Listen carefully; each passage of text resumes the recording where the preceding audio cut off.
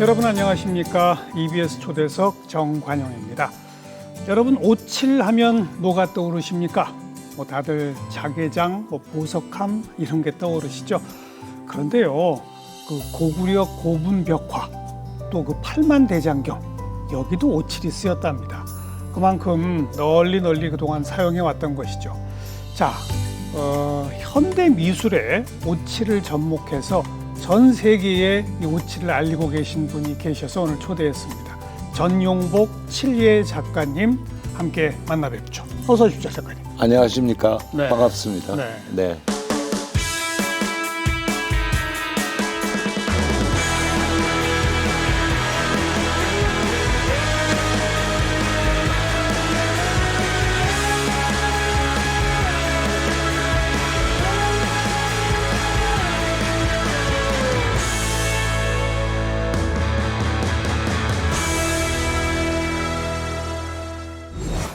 이 온나무에서 이 진액을 뽑아서 뭐 하는 거 맞죠?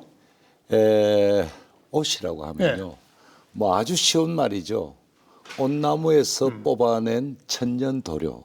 천연 도료. 그러니까 온나무에서 추출한 천년 도료를 이야기합니다. 그런데 이게 놀랍게도 굉장히 자연에 친절한 소재이기도 하고 자연에 친절하다. 아주 당연하죠. 환경을 지키는 당연하죠. 나무에서 그냥 나온 거니까. 예, 성분이 굉장히 우수하고 또 도장제로서는 이게 만년을 견디는 매우 이 지구상의 유일한 도장제이기도 합니다. 만년을 가요. 예, 연구 능력 만년은 제가 실험했고 또 약 9,300년 전에 출토된 작품이 엊그제 완성된 것과 같은 변함없는 것들이 출토가 된 적이 있고. 이야, 9,300년 전. 예. 그리고 잘 아시다시피 우리 고구려 벽화. 예, 제가 방금 처음에 말씀하신 말씀했죠. 여기 약 1,500년 정도 보죠. 다 오칠이 아니었으면 지금까지 남아있을 수가 없죠. 거기에 더 놀라운 거는 예. 국태민안, 국가의 안전을 위해서 그 당시 고려시대 때 몽골의 침입을 받으면서 각고의 노력을 해서 파낸 팔만대장경. 예, 제가 또 말씀드렸죠. 예, 팔만대장경이 바로 오치 되어 있었기 때문에 오칠로 도장이 되어 있었기 때문에 지금까지 무사히 보존될 수 있었죠. 근데 이게 그러니까 그 만년도 전부터 사용했다는 거 아닐까요? 9,300년 전 작품이 있다는 걸 보면. 근데 굉장히 원시적인 이 바디 위에 오칠이 된 것 같으면 덜 놀라겠는데 그 당시에도 매우 디자인이 세련된 디자인의 작품이 발견됐죠. 네. 건칠이라고 합니다. 네. 오칠을 거듭해서 올리는 방법인데요. 약 9,300년 미국 연구소에서 9,300년 것이다는 것을 발표를 했습니다. 그게 어느 나라에서 출토된 겁니까? 그게 유감스럽게 우리나라에서 좀 나왔으면 좋았을 텐데 일본 홋카이도 지방 그때는 빙하 시대죠.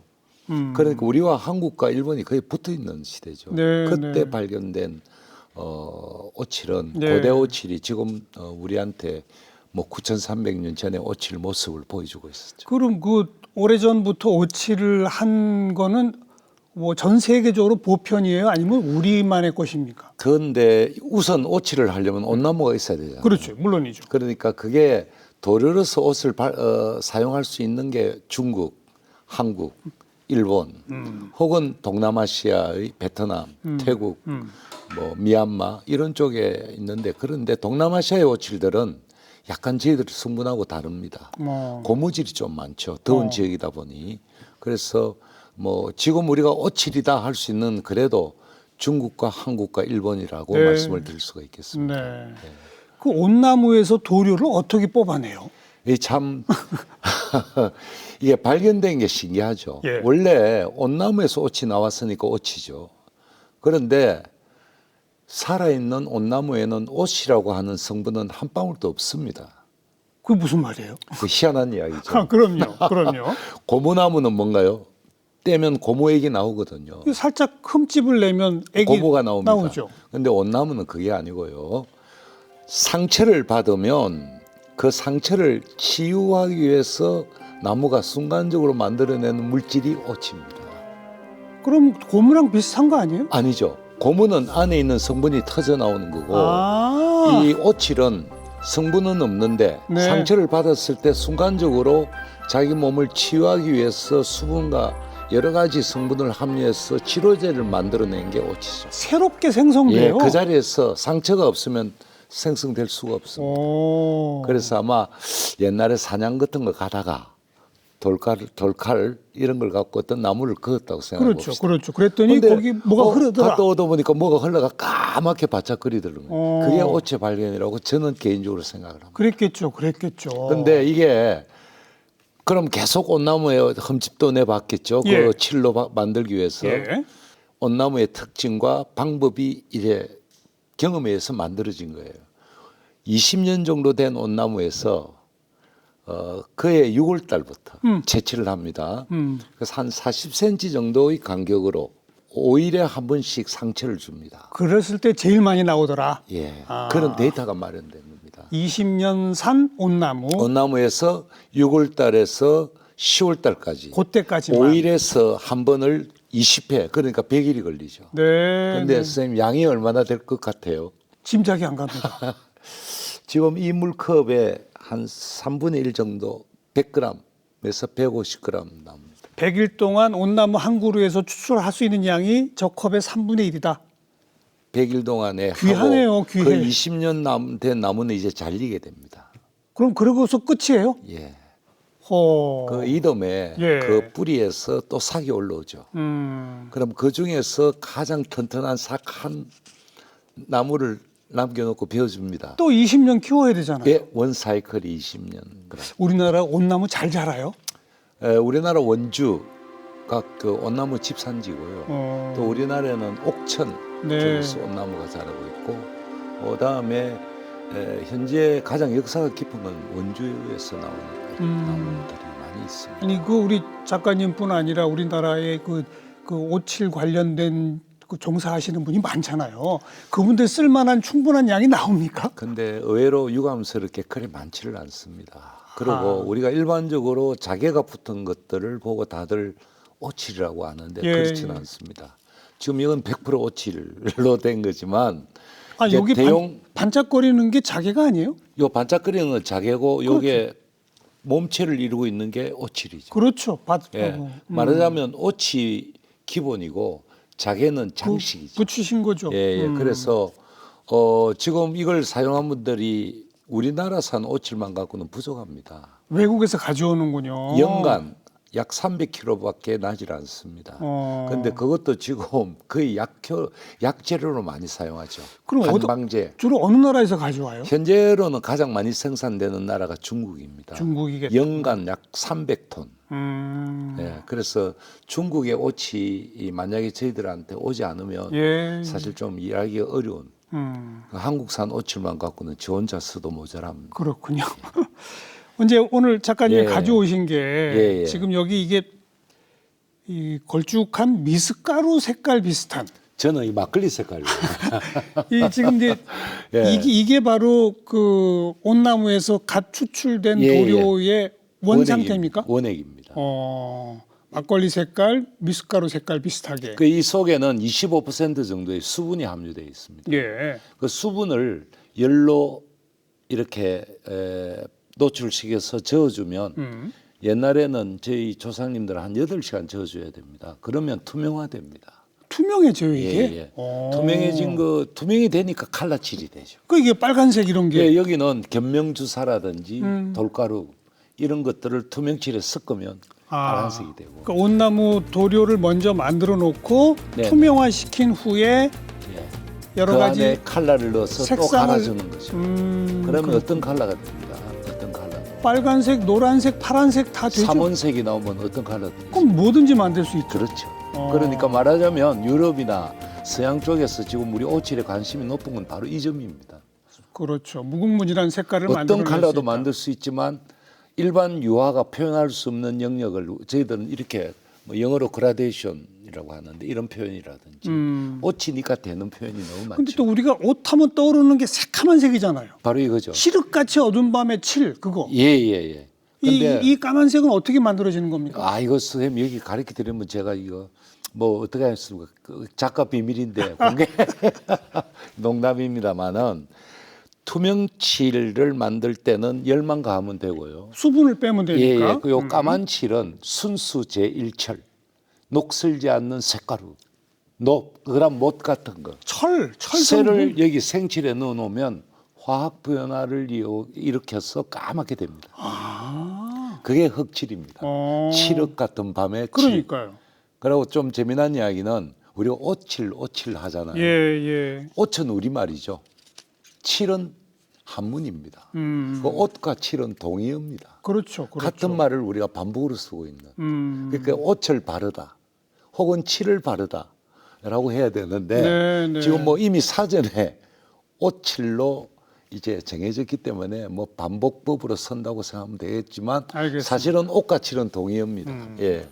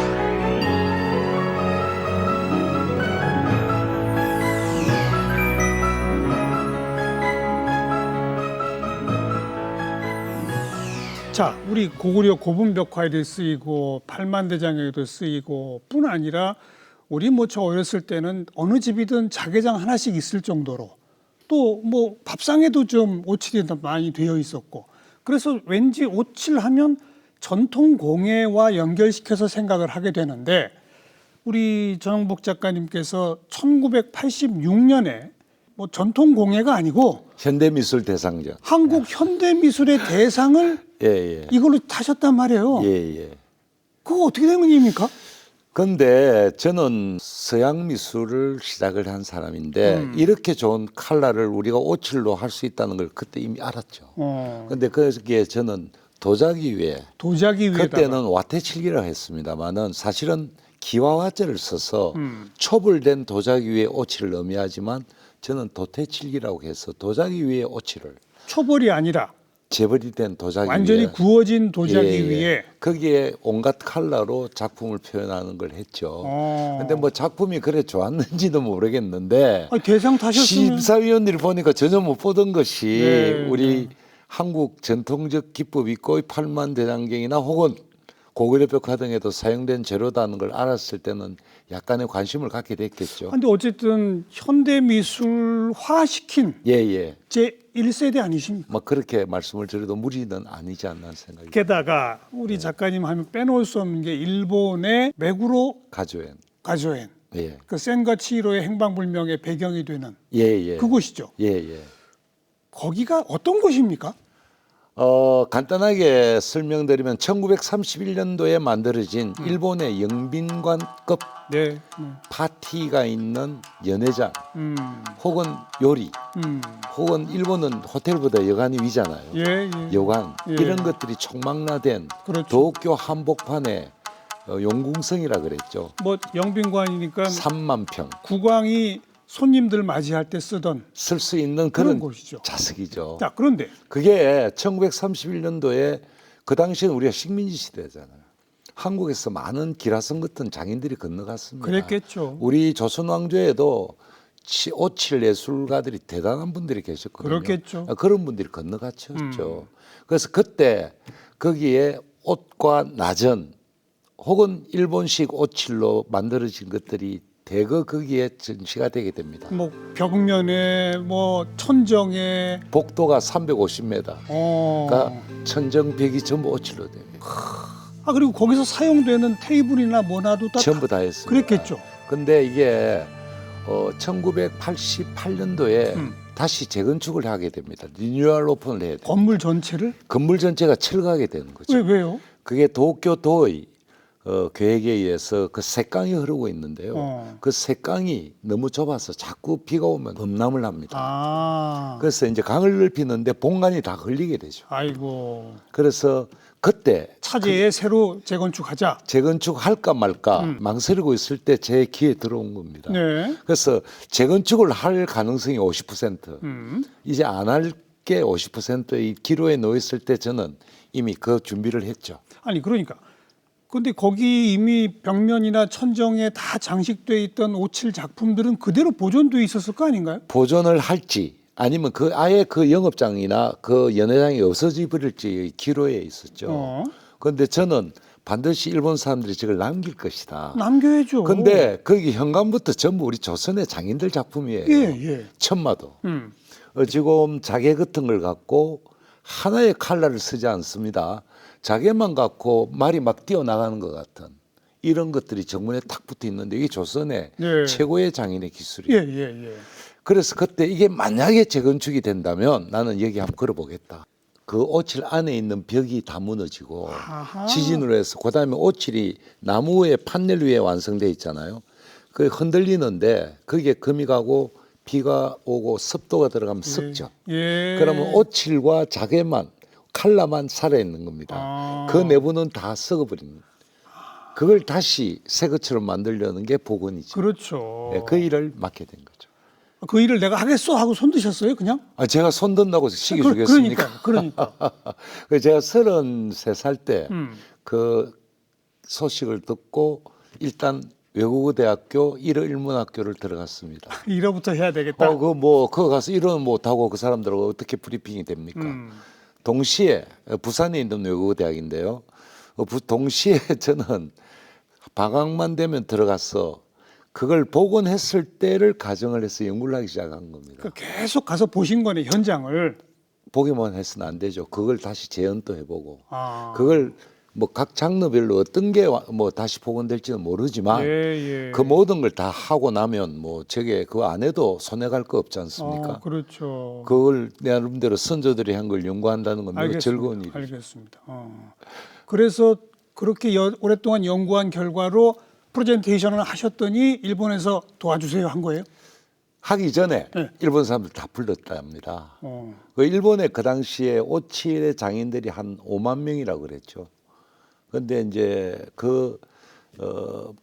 총지배인 되시는 분이 저보고 그러더라고요. 한 3천 명 정도 응모가 된 것 같다. 여기 희망 거의 다 하려고 하죠. 일본 그런데. 제 편이 오칠인데. 근데 어떻게 되셨어요? 궁금하시죠? 네. 그들은 각 자기들 선조들로부터 물려받은 47개 일본의 도현이 있죠. 예. 그게 47분의 1밖에 못 하는 거예요. 예를 들면 쉽게 이야기하면 일본 전국에 공법이 47개가 있다면 그 플러스 조선이 있잖아요. 그럼 48개 기술이 필요하잖아요. 그런데 일본 사람들은 그 하나만 갖고 홈을 파죠. 그 각 도현마다 전통이 전부 다 다릅니다. 기술이 달라요. 전부 다 다르죠. 그러고 일본 사람들의 특성이 예. 옆에 사람이 잘 된다고 따라하고 이런 문화가 아닙니다. 외골수로 자기들의 하나만 하긴 하죠. 복원을 굉장히 자기들이 갖고 있는 전통을 지키는데 프라이드가 대단하죠. 물론 그건 그런데 다른 영역은 못 한다. 안 하죠. 안 한다. 그런데 저는 다 돌았죠. 다 할 수 있다. 기브 앤드 테이크죠. 그들이 자기를 무지하게 하고 싶어 하는데 기술이 거의 없습니다. 그런데 우리 대한민국은 자기 기술은 세계 최고죠. 자개를 알려주고 주고 오칠을- 다른 거 칼라를 어떻게 그리 이쁘게 넣냐. 그럴 수 있잖아요. 주고받고 그 두루두루 범용 기술을 이제 확보하신 거네. 다 한 거죠. 그래서 전체 복원 작업에 얼마만큼을 담당하셨어요? 전체 다 했죠. 처음부터까지 다. 예, 그 당시에 그 프로젝트가 1조 원 정도, 1천억 엔 프로젝트인데요. 그 중에서 미술품 복원이 아니면 그 프로젝트에 있을 수가 없죠. 그 중심을 제가 총사령관이 됐어요. 네.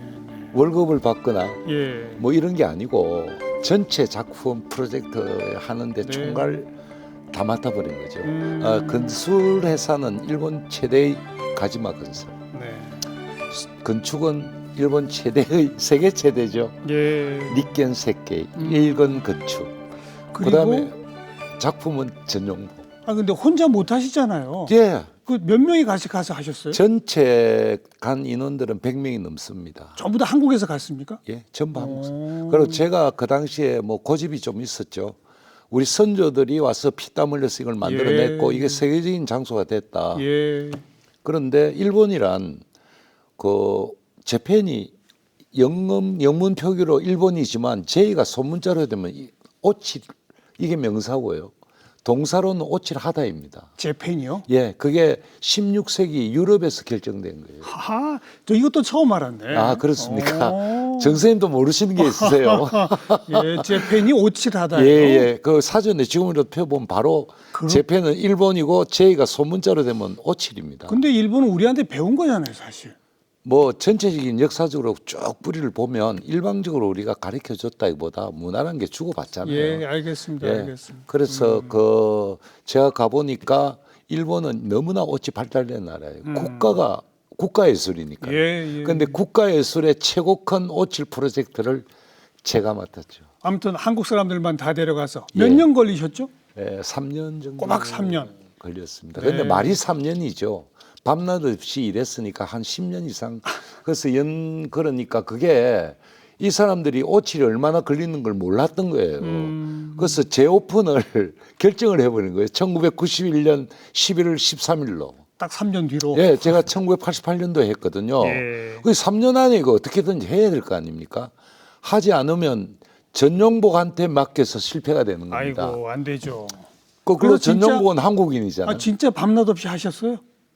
별로 안심 놓고 잡은 적이 없고 그 트라우마는 지금도 남아 있습니다. 아이고야. 지금 34년 전인데. 혼자서가 아니라 같이 간 분들 전부 다 그 고생하시고. 근데 뭐 그 우리나라 분들요 특징이 있습니다. 한국에서는 애국을 별로 몰라도 밖에 나가면 다 애국자가 되잖아요. 알겠습니다. 태극기 앞에서 울고 그러니까 소명감을 갖고 했죠 다들. 거기에 엘리베이터 철에도 오치를 하셨다고요? 제가 제안을 한 거죠.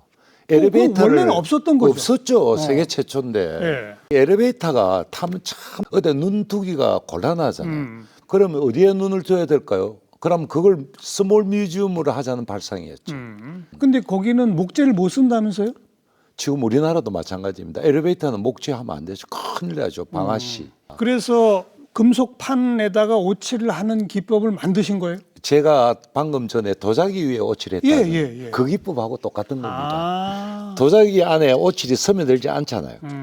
그럼 철판 위에도 오칠이 안 스며들 수 스며들죠. 없거든요. 어. 그런데 이걸 열로서 붙이는 방법이 있습니다. 열로 붙여요? 그게 고온 경화라고 합니다. 어. 약 270도 이상 온도에서 한번 열을 가해버리면 절대 안 떨어져요? 절대 떨어지지 않습니다. 아, 그래요? 예, 도자기도 마찬가지고요. 네. 그 기법을 고스란히 일본 오칠 엘리베이터에 사용한 거죠. 그래서 그 건물에 있는 엘리베이터는 전부 그걸로 장식돼 있습니까? 예, 34기 전부 오칠로 세계 최초의 엘리베이터가 대한민국의 낮은 오칠 기법으로 완성된 거죠. 그리고 국내에 오신 후에 국내 엘리베이터에도 접목하신 바가 있죠? 제가 그 어느 대학에 가서 특강을 했습니다. 근데 그게 최고위 과정 중에서 사장 한 분이 계셨는데 외국계 엘리베이터 회사의 한국 지점장이에요. 예. 한국 사장이었죠. 그 내 강의에는 자연히 그게 나올 수밖에 더 있습니까? 그렇죠. 그 얘기가 나오죠. 그래서 시작을 했는데 중작년까지 우리나라 전역에 한 2,000군데가 설치가 되었습니다. 2,000군데? 예. 스몰 뮤지엄이죠. 그 다음에 부산에는 부산 트렌드 마크가 됐죠. 랜드마크가 된 매우 큰 61층 쌍둥이 빌딩이 있는 그 전역은 전부 제 작품으로 25개가 다 돼요. 엘리베이터가? 예. 그 대형 작품도 설치되어 있고요. 예. 참 보람됐게 생각합니다. 알겠습니다. 그게 벌써 이제 88년, 91년 그 시절입니다만은 그 작업을 성공리에 해내시니까 일본 전역에서 전용복 가면 그냥 이게 된 거 아닙니까? 제가 솔직히 말씀드려서 그 일본인들에게 민족을 넘어서 저는 상당히 고마움을 갖고 있는 사람 중에 한 사람입니다. 과연 국보급 작업을 예, 그러니까 외국인에게 맡기는 그 용기가 하려고 하는 의욕과 노력은 그들이 보았다고 손치더라도 맡겼다는 거죠. 예. 그 다음에 완성하고 난 뒤에 내 이름을 금으로 된 판넬 위에 다 새겨졌죠. 거기에 가면 쫙 지금 또 한 5,000점이 있는데요. 거기에 제가 창작된 작품은 전부 제 이름 다 새겨놨습니다. 과거 거를 복원만 한 게 아니라 아니에요. 3분의 1이 복원이죠. 3분의 2는 전용복 사인이 들어가 있죠. 완전히 새로운 작품을 또 더 설치하신 거예요. 이제 일하는 거 보더만 처음에는 복원하러 갔는데 재건축하면서 이것도 합시다. 아. 그 엘리베이터 같은 건 전혀 그렇지. 계획이 없었죠. 얘는 31년에 무슨 엘리베이터가 그렇죠. 그래서 지금 또 일일 평균 한 3천 명 이상이 예. 그 뭐 요즘 내일 모레도 갑니다. 가는데 참 고마운 말은 선생님의 작품, 예, 한국인들의 노력이 없었던들 우리 여기에 이 특별한 장소는 오늘날까지 영위하지 못했습니다라고 다들 이야기하니 보람을 느끼죠. 그러다가 이제 2004년에는 예, 예. 세계 최대의 오칠 미술관인 이와야마 칠해 미술관 관장이 되셨어요. 그에 어느 일본의 유명한 하시모토 야오지라고 하는 선생님의 엄청난 미술관이었어요. 그렇죠. 미술관이 2,000평이니까요. 세계 최대 오칠 미술관. 근데 그걸 시에서 제게 준 겁니다. 어. 그래서 그 2,000평에 넘는 미술관을 전부 제 작품으로 메꿨습니다. 아 그래요. 예, 그래서 지금도 참 좋았던 시절이라고 8년간 했으니까요. 네. 네. 근데 나중에 일본의 우익들이 좀 있습니다. 우익들. 있죠. 우리보다 많죠. 있죠. 그런데 이제 약간 이제 민족의식적인 차원에서 그들이 이야기했을 때 1% 미만이라 그러더라고요. 그 제57 미술관을 이렇게 색안경을 끼고 보는 사람들이 그들하고 이제 트러블이 생긴 거죠. 저는 뭐 트러블이 아니고 시에서 저한테 줬으니까. 예. 그래서 깨끗하게 이제 들은 이야기는 공직자가 와서 아마 제가 한국 사람이라고 그런 건 아니고요. 어떤 외국인이라도 그 미술관을 공립미술관이잖아요. 그걸 외국인이 갖고 있을 수가 없대요. 그러니까 저희들이 지원을 해주고 싶으니까 선생님 어떠세요? 기화를 하시는 게 일본 사람으로 귀화해라. 기화하면 저희들이 좀 지원을 막 예. 왜냐하면 그걸 갖고 꼬임수라고 생각하지 않습니다. 아니고 실질적으로 그렇잖아요. 외국인에게는 예산을 못 내주니 그래서 그냥 막 다 주고 와버렸습니다. 한국에. 예, 뭐 제가 일본이 될 수는 없죠. 네. 예, 그러고 한국의 후학들도 가르쳐야 되고 예. 마침 2011년도네요. 2011년. 2011년 대학 교수가 돼서 돌아오죠. 네. 예, 그래서 이화여자대학교, 부산영산대학교에서 이제 10년간 석좌 교수로 오칠을 가르쳤죠.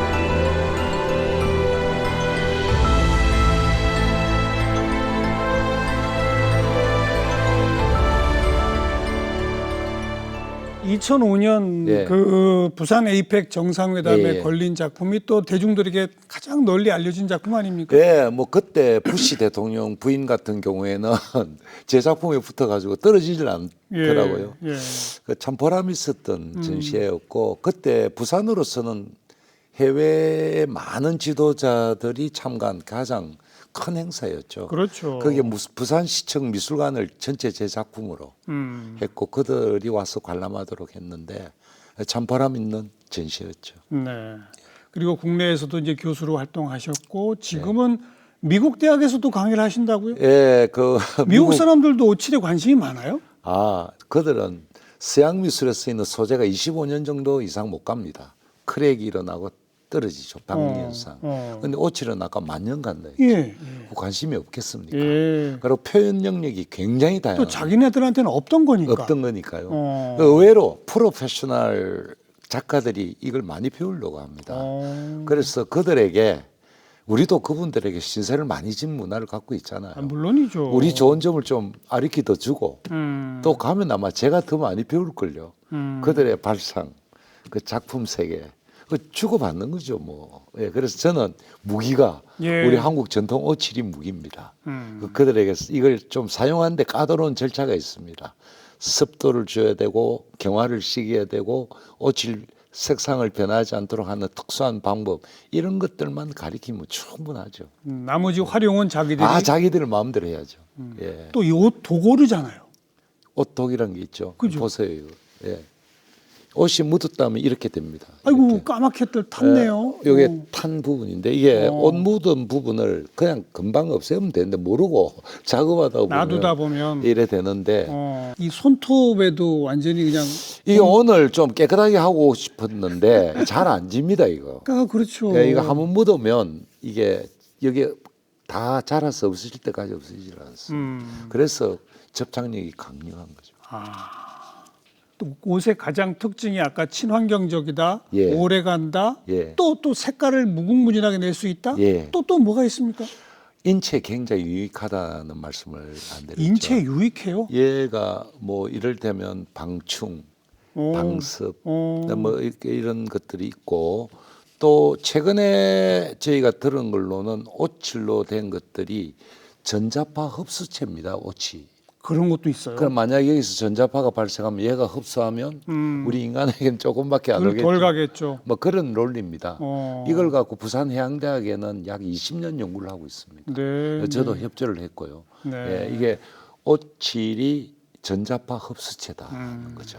처음에 어떻게 옷과 만나셨어요? 제가요 좀 우리가 1952년생입니다. 제가 그럼 전쟁 중에 태어났죠. 네. 우리 때 안 어려운 가정이 어디 있나요? 예. 근데 좀 제가 별나 가지고 가난한 집에 태어났는데 초등학교 한 5년 때부터 도마도 장사, 그다음에 붕어빵 장사, 연탄 배달 안 해본 게 없습니다. 집이 너무 힘들어요. 예. 하다 보니 동네마다 이게 자개 같은 걸 만드는 걸 많이 봤죠.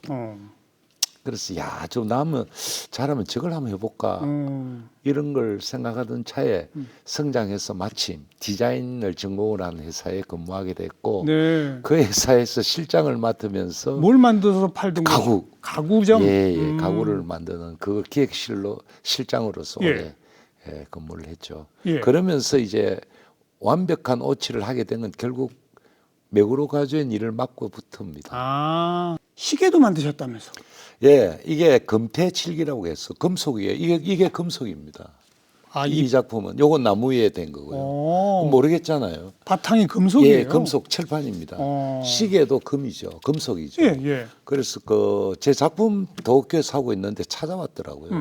야, 쌤 시계 꼭 좋은 아이디어다. 근데 한 사람만 찬성을 하고 건데요. 어느 시계사인데요.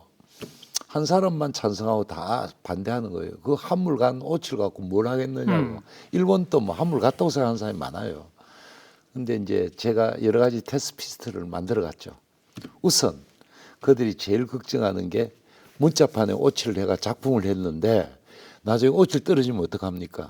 그 확인하는 방법은 망치, 한마를 가져갔죠. 철판 위에 나와서 한번 두들겨 봐라. 두들겨도 안 떨어지거든요. 뭐 이런 에피소드를 겪으면서 6개월에 걸쳐서 세계에서 제일 비싼 시계가 탄생됩니다. 그러니까 그 시계의 이 문자판 하나, 그다음에 베젤이라 해서 바깥쪽, 그다음에 이 밑에 스켈톤이라 가지고 시계 안이 보이잖아요. 그 안에 또 제 작품을 넣고. 그런데 그게 진짜 미세하게 만드셔야 되겠는데? 현미경 보고 작업을 했는데 그게 우리 그 당시 돈으로 8억. 시계 하나가? 하나에 8억이 완성된 지 3개월 만에 팔렸죠. 와. 그 당시 5,250만 eng. 그때 16대 1이었거든요. 우리하고 환율. 그래서 8억. 예. 근데 우리나라 매스메디아에서 대대적으로 뉴스가 나왔습니다. 예. 아니 그것뿐 아니라 뭐 전자기타, 예, 드럼, 예. 또 뭐 자동차에도 접목을 하셨다고? 어떻게 된 겁니까 그거는? 근데 저는 표방하고자 하는 건데 저는 순수 미술가로 갔으면 제일 좋았다고 생각합니다. 지금도 마찬가지예요. 그런데 이 소재가 너무 좋으니까 이게 순수 미술뿐만 아니라 산업 전반에 그게 한 문화가 발전하려면 장르 하나로 갈 수가 없잖아요. 다 연결이 여러가 연결돼야 되는데 콜라보레이션이 되죠. 이제 자동차도 되고 자동차 안에 넣으면 엄청나게 뭐 이게 탈취 효과가 엄청납니다. 냄새를 없애버리거든요. 또 아름답죠. 그래 인테리어로서 끝내주고. 네. 거기에다가 또 아까 얘기했던 요즘처럼 전자판이라든지 기기판이 얼마나 많고 전자파 발생이 얼마나 많습니다. 그다음에 전자기타는 소리가 너무 좋습니다. 그다음에 바이올린 떼었고 피아노도 만들었죠. 아름답잖아요. 음. 근데 이제 바이올린 같은 건 아무것도 안 칠했을 때가 제일 아름답거든요. 네. 근데 그거 안 칠하면 터지버리죠. 어. 근데 오칠은 아주 얇게 해도 그 소리 터지지 않게 잡아주고 소리를 지키고 하는 작용을 하다 보니 소리가 좋을 수밖에 없습니다. 어허. 그래서 오칠의 활용도는 저는 지금부터라고 보죠. 무궁무진하네요. 예, 그렇습니다. 어디든지 접목시킬 수 있겠는데요. 예. 지금도 다양한 제안이 들어오시죠? 이제 많이 들어오는데요. 네. 저도 이제 나이가 앞만 보고 살다 보니 벌써 이렇게 돼버렸네요. 네. 근데 이제는 좀 순수 미술에 제가 그동안 하고 싶었던 작품 세계로 가고 싶은 생각이지만 이런 작품들, 예. 또 초대형 작품도 많이 만드셨잖아요. 제가 지금 현재 요번에 그 지난 10월 달 10일 날 개관한 제 미술관에는 작품 한 점이 18m입니다. 폭이 높이가 2m 40. 2m 40에 세계 18. 최대의 작품이 어. 이미 제작이 됐고요. 예. 도쿄 맥으로 가져에는 24.6m. 더 크네요. 그거는 폭이 좁기 때문에 면적이 좀 작습니다. 아. 1m 40. 길게 쭉 펼쳐진. 예. 네. 순수 미술 쪽 작품 세계를 앞으로 더 확충하겠다. 예. 아까 그 10월 달에 개관하신 거기도 규모가 굉장하다면서요? 3,000평이 넘는다고요. 예, 굉장히 큽니다. 현재- 세계 최대의 오칠 미술관. 그죠? 있죠. 예. 전부 선생님 작품으로 되어 예, 있습니다. 제 작품으로 다 돼 있고 심지어 그 일반적으로 쓰는 테이블까지 제 작품으로 싹 다 만들어. 제자 양성도 많이 하고 계신데 현재 국내 57 전문가들 숫자는 어떻습니까? 대충 해서 저희들이 한 50분이 하고 있지 않나 후배들이 거의 후배들이죠. 또 선배님도 계십니다. 예. 한두 분 계시는데 한 50분 정도 되고요. 예. 근데 옛날에는 수천 명이었죠. 그러니까요. 근데 50명이 명맥을 유지하는 것도 완전히 사라졌다가 다시 확 돌아오는 기분입니다. 예. 근데 이게 그 재료 자체가 좀 비싸고 제작하고 하는데 또 시간도 좀 오래 걸리고 게다가 자개까지 접목하게 되면 더 이거 단가가 올라가고 이래서 대중적 소비가 잘 안 되니까 여기 종사하는 분들이 자꾸 줄어드는 거 아닐까요? 근데 꼭 그렇지만은 않습니다. 왜냐하면 뭐 잘만 활용하면 옛날에 우리가 그 모든 게 수공으로 어렵게 하던 일들이 머신화가 많이 되었습니다. 아, 그렇기 때문에 뭐 물론 오칠이란 워낙 귀한 소재다 보니 예. 뭐 가격은 비싼 거지만 그러니까요. 잘 활용하면 우리가 충분히 대중들하고 호흡하고 서로 대중들이 선호할 수 있는 네. 공예품이나 일반 작품을 할 수 있다고 저는 판단을 합니다. 근데 이제 그 깊이를 공부만 하면 되는 거죠. 저는 지금부터의 소재지 않나 하는 생각이 듭니다. 네. 예. 그 배우 김혜수, 배용준 씨도 우리 선생님한테 배워. 배용준 씨는 한국의 아름다움을 찾아서 떠난 여행이라는 게 있죠. 그 책을 썼습니다. 근데 전화가 와가지고 선생님 한국의 아름다움을 쓰려고 하니 오칠을 배우고 싶습니다. 해서 입문을 했죠. 잘했습니다. 그다음에 김혜수 씨는 유네스코에 관계된 대사를 그 명예대사를 맡아가지고 제 작품이 유네스코에 지금 걸려 있거든요. 네. 그래서 이제 체험을 겸한 걸 했고, 그리고 최근에는 요즘 뭐 국민 소통 강사로 열심히 그 봉사하고 있는 김창옥 저희 강사. 프로에도 나왔었죠. 김창옥이 지금 입문해가지고 배우고 있어요. 엄청나게 열심히 꼼꼼한 성격이잖아요. 가끔 제 연구소에서 와서 배우고 그렇게 하고 있습니다. 네. 게다가 이제 미국에까지 전 세계 이제 후학들이 지금 많이 잘하고 있네요. 그래서 어쨌든 미국만 가르치기 위해서 미국 대학에 간 게 아니고 그 미드웨스트 유니버시티가 이제 미주리주에 있습니다. 네. 그래서 그쪽에서 중심으로 전 세계를 온라인으로 가리키는 게 돼서 참 기쁩니다. 그래서 우리 오칠을 알고 나면 어떤 민족이든지 감사하리라. 그리고 이걸 즐겨 배우리라 예. 생각하고 있습니다. 네. 온라인 강의만 하세요? 직접 미국에 직접 가서 가르쳐야죠. 그렇죠. 가끔 가서 가르치고 왔다 갔다 하고 별도 워크숍 같은 걸 있습니다. 하시나요? 예, 하고 있습니다. 거기에는 어떤 분들이 주로 와요? 석박사 과정도 있고요. 그다음에 학사 과정도 있습니다. 그다음에 이제 전문적인 프로페셔널 작가들. 작가들도 예, 이렇게 그다음에 뭐 일반인들에 대한 아카데미까지 개관을 하고 준비를 하고 있습니다. 뭐 내년 봄이면 이제 한 3개월만 기다리면 될 것 같네요. 그 도료로서 예, 예. 조금 이렇게 대중적으로 그냥 뭐 튜브를 짜면 나오는 식으로 이런 제품화도 돼 있습니까? 네, 되어 있습니다. 되어 있는데 단지 저는 이거 직접 제가 다 만들거든요. 예. 그 이유는 아무래도 그 상품화해서 나오는 거하고 제가 제 작품에 적합하게 만드는 거하고는 상당히 차이가 있어요. 그래도 아무튼 초보자들은 일단 그런 대중적 상품이 있어야 시작할 수 있지 예, 않습니까? 있으면 시작하고 또 저한테 찾아오면 더 쉽게 할 수 있고요. 알겠습니다. 예, 저는 오픈하고 있습니다. 예. 우리 선생님에게 나에게 오칠이란 한마디로 말하면 제의 전부죠. 그죠? 저희 전부고 이제 나이가 72살, 네. 우리 나이로 73이네요. 언제까지 일할 수 있을지 몰라도 심장에 고동이 있을 때까지는 이 붓을 놓을 생각이 전혀 없습니다. 열심히 하겠습니다. 계획이 있으시다면 혹시 뭐 이제 조금 전에 이야기했다시피 작품, 미술 작품. 알리는 거, 널리 알리고 널리 알리는 거는 오칠에 대한 물질적인 요소, 예. 사용 방법, 예, 뭐 전 세계에서 제가 제일 경험이 많을 수밖에 없잖아요. 그렇죠, 그렇죠. 제가 오칠을 10톤을 쓴 사람이거든요.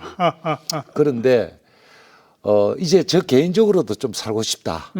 제 개인적으로 살고 싶은 건 마음대로 저희 창작 세계를 작품. 그러니까 만들어서 많은 분들에게 보이고 싶다. 네, 이게 제 꿈이죠. 기대하겠습니다. 감사합니다. 멋진 작품들 많이 보여주시기 바랍니다. 오늘 너무 감사드리고요. 네. 이렇게 심도 있게 우리 문화에 대해서 질문을 해주셔가지고 너무 감사드립니다. 감사합니다. 고맙습니다. 고맙습니다.